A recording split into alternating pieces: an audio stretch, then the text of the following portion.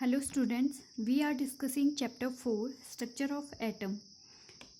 In the last video we discussed on atomic number which is denoted by Z and it is equal to number of protons present in a atom and also it is equal to number of electrons only in case of neutral atom.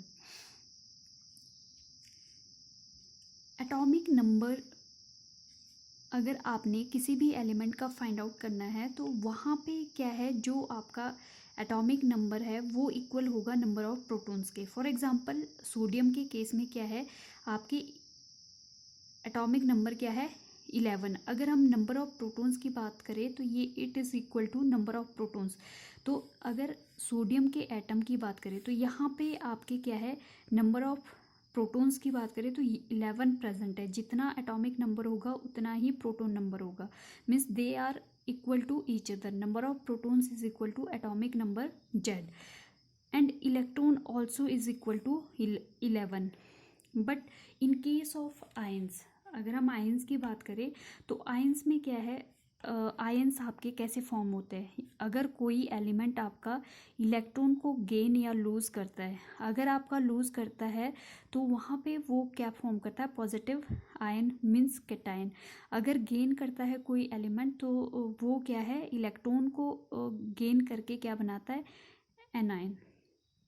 तो यहाँ पे number of electrons क्या है, आपका variable होता है. तो इस केस में आपका atomic number Z is not equal two electron number of electrons.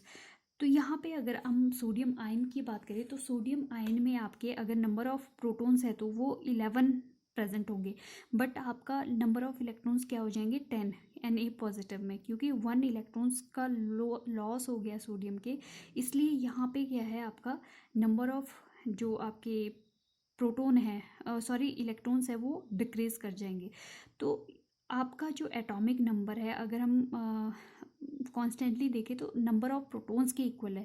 तो आप आयंस के केस में ले लो या आप न्यूट्रल एटम के केस में ले लो तो ये इक्वल रहेगा. लेकिन नंबर ऑफ इलेक्ट्रॉन्स आपके आयंस के केस में क्या है, वेरिएबल होंगे. अगर इलेक्ट्रॉन्स आपका एटम गेन या लॉस कर रहा है इलेक्ट्रॉन्स का तो वहाँ पे ये एप्लीकेबल नहीं होगा. फिर नेक्स्ट है आपके पास mass number. Mass number is denoted by A से इसको क्या है, डिनोट करते हैं. The sum of number of protons and neutrons present in the nucleus of the atom. आपके पास जो एटम है उसमें 3 फंडामेंटल पार्टिकल्स है आपके पास. ये सेंटर में न्यूक्लियस है, यहाँ पे प्रोटॉन प्लस न्यूट्रॉन प्रेजेंट है. न्यूक्लियस में आपके क्या प्रेजेंट है, प्रोटॉन प्लस न्यूट्रॉन. और इलेक्ट्रॉन्स आपके around the nucleus circular path में मूव कर रहा है. अब यहाँ पे अगर हम नंबर ऑफ प्रोटॉन्स की बात करें तो ये है आपका एटॉमिक नंबर के इक्वल. तो प्लस आप यहाँ पे प्रोटॉन की जगह एटॉमिक नंबर भी लिख सकते हो, तो प्लस न्यूट्रॉन मीन्स आपके number of protons plus neutron जो है अगर ऐड करते हैं it is denoted by A and sum of number of proton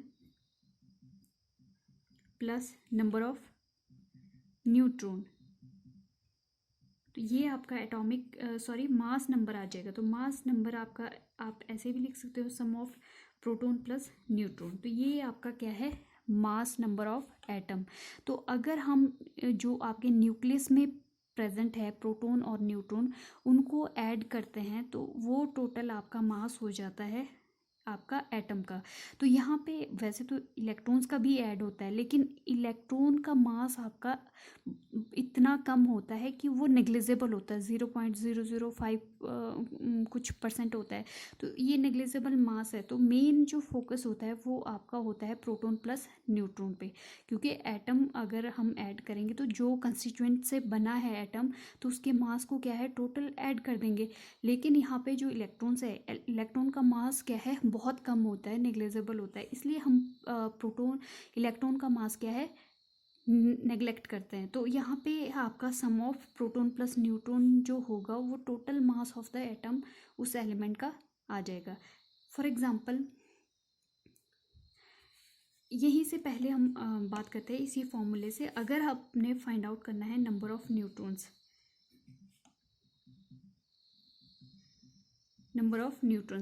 तो ये क्या आ जाएगा, आपके नंबर ऑफ न्यूट्रॉन्स किसके इक्वल हो जाएगा, A minus number of protons. Means number of जो न्यूट्रॉन्स है, number of neutrons is equal to mass number minus proton.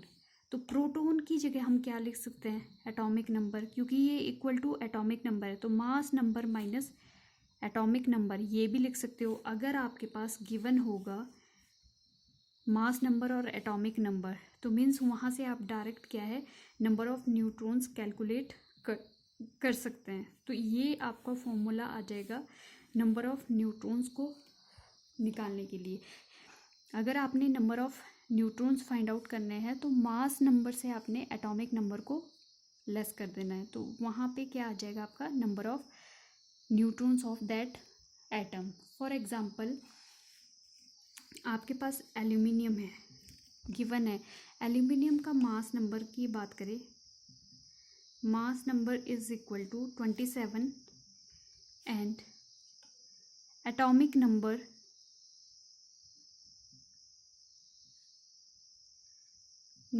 is equal to 13. Now calculate the number of protons, electrons and neutrons in the aluminum. Calculate number of protons, neutrons and electrons in the aluminium atom. तो यहाँ पे क्या आ जाएगा number of electrons. अगर हम बात करें सबसे पहले मास नंबर आपके पास गिवन है 27, इसको किससे डिनोट करते हैं, जेड से, ए से। अगर हम एटॉमिक नंबर की बात करें, एटॉमिक नंबर को डिनोट करते हैं जेड से, जेड इक्वल टू आपके पास क्या है 13। अब एटॉमिक नंबर क्या है आपका 13, तो नंबर ऑफ प्रोटॉन्स भी क्या हो जाएंगे, number of protons is equal to 13। ठीक है, फिर आपने next element fundamental particle atom का फाइंड करना है न्यूट्रॉन या इलेक्ट्रॉन्स। इलेक्ट्रॉन्स भी आपके क्या हो जाएंगे, नंबर ऑफ इलेक्ट्रॉन्स, क्योंकि ये न्यूट्रल एटम है तो ये भी हो जाएंगे 13। तो नंबर ऑफ प्रोटॉन्स भी 13 है, नंबर ऑफ इलेक्ट्रॉन्स भी 13 है। अब आपने फाइंड करना है नंबर ऑफ न्यूट्रॉन्स। तो न्यूट्रॉन्स कैसे करेंगे, मास नंबर से आपने क्या है माइनस करना है एटॉमिक नंबर, तो ये आ जाएगा 27 minus 13 which is equal to 14। तो ये आपका क्या है नंबर ऑफ न्यूट्रॉन्स आ जाएंगे। तो एल्यूमिनियम की बात करें तो 3 फंडामेंटल पार्टिकल है, प्रोटॉन, इलेक्ट्रॉन और न्यूट्रॉन।